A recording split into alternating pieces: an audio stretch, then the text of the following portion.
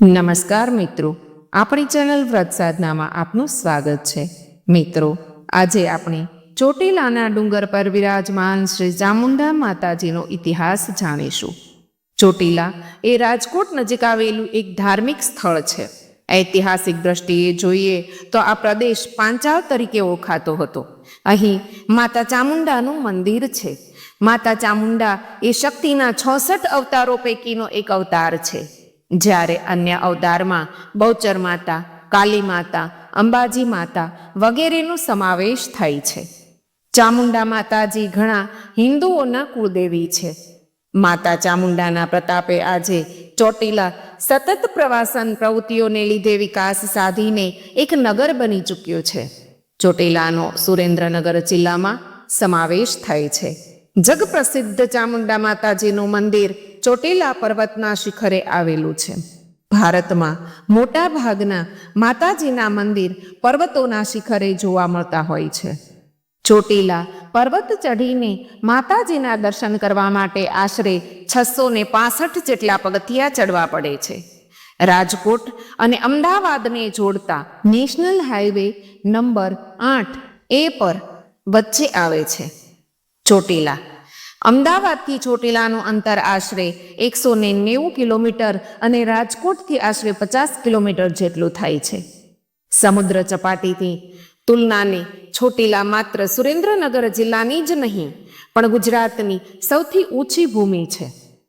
ચોટીલા પર્વતની ઊંચાઈ આશરે 1173 ફીટ જેટલી છે. શ્રી ચામુંડા માતાજીનો ડુંગર હજારો વર્ષ જૂનો હોવાનો ઉલ્લેખ થાન પુરાણના પુસ્તકમાં જોવા મળે છે. દેવી ભાગવત અનુસાર હજારો વર્ષો પહેલા અહીં ચંડ અને મુંડ નામના 2 રાક્ષસોનો બહુ જ ત્રાસ હતો. ત્યારે ઋષિ મુનિઓએ યજ્ઞ કરી આદ્યશક્તિમાને પ્રાર્થના કરી ત્યારે આદ્યશક્તિમાના હવનકુંડમાંથી તેજ સ્વરૂપે મહાશક્તિ પ્રકટ થયા અને તે જ મહાશક્તિ એ ચંડ અને મુંડ નામના 2 રાક્ષસોનો સંહાર કરેલ. ત્યારથી તે જ મહાશક્તિનું નામ ચંડી ચામુંડા તરીકે ઓળખાયેલ છે. અને ચંડી ચામુંડા માતાજીએ અનેક પરજાઓ પૂરેલ છે. એવી લોકવાયકાથી આજે પણ સાક્ષાત તેના ભક્તજનો તપ અને ભક્તિથી માં ચંડી ચામુંડા માતાજીની પૂજા કરે છે. એક લોકવાયકા પ્રમાણે ડુંગર પર ભૃગુ ઋષિનો પણ આશ્રમ હતો. ચામુંડા માતાજીને રણચંડી દેવી તરીકે પણ ઓળખવામાં આવે છે. માતા ચામુંડા દુર્ગાનું સ્વરૂપ છે અને તે શક્તિની દેવી છે. તેમની જોડિયા પ્રતિકૃતિ દેખાય છે કેમ કે તેમને ચંડી ચામુંડા પણ કહેવામાં આવે છે. ચામુંડા માતાજીની છબીમાં તેમને ઓળખ મોટી આંખો તથા લાલ અથવા લીલા રંગના વસ્ત્રો તથા ગળામાં ફૂલોના હાર વડે થઈ શકે છે. તેમનું વાહન સિંહ છે. ચોટીલા ડુંગર ઉપર વર્ષો પહેલા મંદિરની જગ્યાએ નાનો ઓરડો હતો. તે સમયે ડુંગર ચડવા પગથિયા પણ ન હતા. તો પણ લોકો માતાજીના દર્શન કરવા આવતા હતા.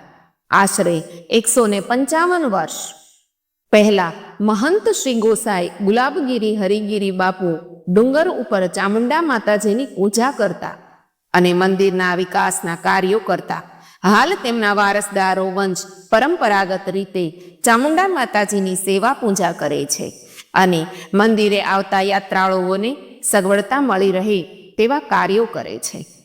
શ્રી ચામુંડા માતાજી ગોહિલવાડના ગોહિલ દરબારો, જૂનાગઢ તરફના સોલંકી, ડોડિયા, પરમાર વગેરે કુળના રાજપૂતોના ચોટીલા વિસ્તારના ખાચર, કુમાણ વગેરે કાઠી દરબારો, પરજિયા, સોની, દરજી, પંચાલ, ઉત્તર ગુજરાતના ઠાકોર સમાજ, કચ્છના રબારી તથા આહિર સમાજ, દીવ, સોમનાથ, વેરાવળ તરફના ખારવા સમાજ, મોરબી તરફના સતવારા સમાજ તથા અન્ય ઘણા બધા સમાજના કુળદેવી તરીકે પૂજાય છે. શ્રી ચામુંડા માતાજીના ડુંગર ચડવા માટે હાલ 535 પગથિયા છે, જેમાં ચડવા તથા ઉતરવા માટેની અલગ અલગ વ્યવસ્થા છે. દર 100 પગથિયા ચડતી વખતે પીવાના પાણીની વ્યવસ્થા છે, જેમાં કુલિંગ સિસ્ટમથી સતત ઠંડુ પાણી મળી રહે છે. તદુપરાંત પગથિયા ઉપર છેક સુધી છાંયડો હોવાથી ઉનાળામાં તેમજ વરસાદ દરમિયાન પણ યાત્રિકોને કોઈ તકલીફ પડતી નથી. અને સાથે સાથે પગથિયા ઉપર પંખાઓ પણ લગાવવામાં આવેલ છે. વર્ષની 3 મુખ્ય નવરાત્રિ મહાચૈત્ર તથા આસો માસમાં માતાજીના ડુંગર પર અને સમગ્ર તળેટી તથા હાઈવે પર જાણે કે ધાર્મિક મિની કુંભ મેળો ભરાયો હોય તેવા રૂડા ધાર્મિક સભર દ્રશ્યો જોવા મળે છે. ખાસ કરીને આસો માસની નવરાત્રિથી છેક દિવાળી સુધી મોટી ઉંમરના વયોવૃદ્ધો પણ હૃદયમાં માતા પ્રત્યેની અપાર શ્રદ્ધા સાથે સડસડાટ ડુંગર ચડી જાય છે.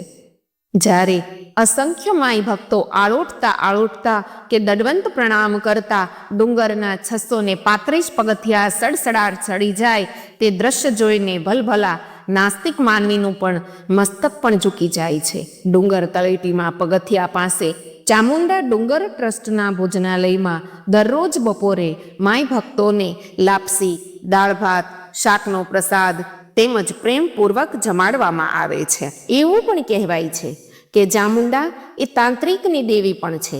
જો કોઈ તમારી પર મેલી વસ્તુનો પ્રયોગ કરીને તમને હેરાન કરતું હોય તો ચામુંડા માતાનું નામ લેવાથી ખરાબ તત્વોનો નાશ થાય છે.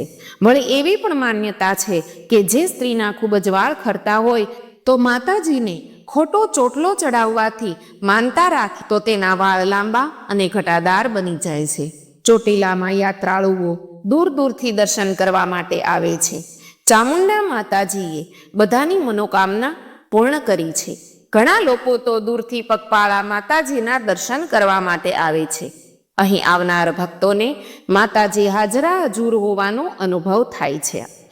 ચોટીલા ડુંગર પર સાંજની આરતી બાદ કેમ કોઈ રોકાઈ શકતો નથી?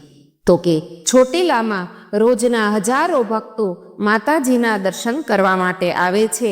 વહેલી સવારથી સાંજની આરતી સુધી ડુંગર પર ભક્તોની અવરજવર રહે છે. પરંતુ સાંજની આરતી બાદ પૂજારી સહિત તમામ લોકો ડુંગર પરથી નીચે ઉતરી જાય છે. મંદિરમાં પૂજારી પણ રોકાતા નથી. માત્ર માતાજીની મૂર્તિ સિવાય કોઈ પણ મનુષ્ય ત્યાં ફરકતું નથી. એની પાછળ લોકોમાં એક એવી માન્યતા છે કે આજના દિવસે પણ કાળ ભૈરવ સાક્ષાત મંદિરની બહાર ચોકી કરે છે, માતાજીની રક્ષા કરે છે. સાથે એમ પણ કહેવાય છે કે રાત્રે ડુંગર પર સિંહ પણ ફરતો જોવા મળે છે. માત્ર નવરાત્રિના દિવસોમાં જ પૂજારી સહિત 5 વ્યક્તિઓને ડુંગર પર રહેવાની માતાજીએ મંજૂરી આપી છે.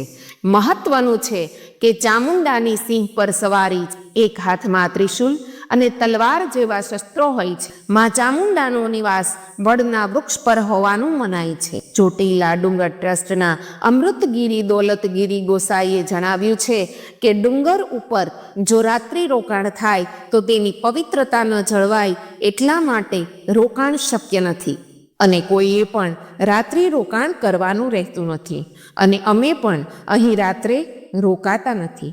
તો મિત્રો, આ હતો ચોટીલાના ડુંગર પર વિરાજતી માં ચંડી ચામુંડાનો સંપૂર્ણ ઇતિહાસ. મિત્રો, વિડીયોને સંપૂર્ણપણે જોવા માટે આપનો ખૂબ ખૂબ આભાર.